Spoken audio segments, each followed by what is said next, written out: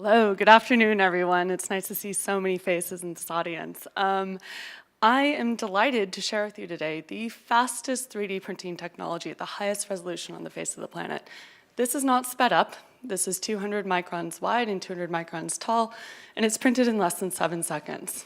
These structures are perfectly sound, and we print them in a non-toxic way so we can embed cells in them. This is a laser-based printing technology, and this is typically how it's done.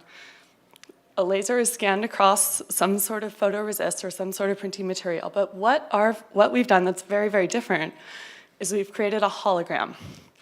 And so rather than 1, 2, or 10 pixels, we're scanning thousands of pixels at once in 3 dimensions.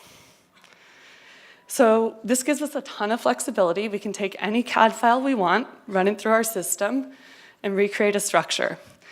It has incredibly high resolution, so we can print a structure around a structure. Oops, it didn't go there. Let's see if that video will play. But we can print a matched structure around a structure within microns of resolution. So let's compare a little more speed and resolution. So if you wanted to match a regular laser scanner to the same speed and resolution that we're getting, it would take you hours, weeks, or years to print something at a given fill factor. So what does that mean, really? So let's say you wanted to print an average-sized apple, 100 grams of an apple, with a 1% fill factor. And let's pick the fastest speeds listed for each one of these technologies. You would print a little over 3 apples with lasers, holographic 3D laser printing, and less than 0.01% of an apple with any other technology. So that allows us to build large structures very, very, very fast. And when you compare it to extrusion printing, I like to say it's like comparing apples to oranges. Extrusion printing has a lot of great applications, but it can't get to the resolution or the speed that we are hitting. All right, so what's a good application for this? I'm a biophysicist by training, and I believe that human tissue engineering is the next medical frontier. Right now, tissue and organ engineering is relegated to sheets of cells or cells that are seated onto structures and do not have proper vascularization. By adding capillaries that can be printed with this high speed and resolution, we can actually unlock the organ and tissue engineering markets, which are huge.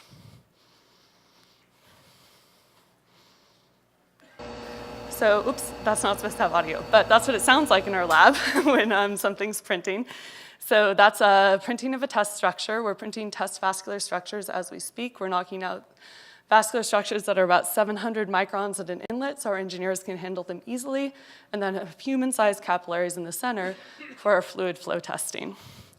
And we will make some announcements around this in the next week and a half or so. Our ultimate goal is to print organs and tissue for transplantation. We plan to interface with transplant centers and provide organs at the cost of procurement for today's kidneys, livers, hearts, and lungs. I co-founded this company with Dr. Noelle Mullen in 2016. Noelle has since had a baby and is on with us as a consultant still, but is spending time at home with her adorable daughter. We've filed several patents around this, and we are filing a few more this year. And we've managed to retain several really important advisors, including the former CEO of Organovo, who knows this technology quite well. We're hitting our milestones, and we hope to have a kidney nephron done quite soon. And we will be raising a Series A towards the end of the year, but right now we have a convertible note open to our Series A round if you'd like to join us in this mission. Thank you very much, and my name is Melanie, and I'm at PrellisBiologics.com.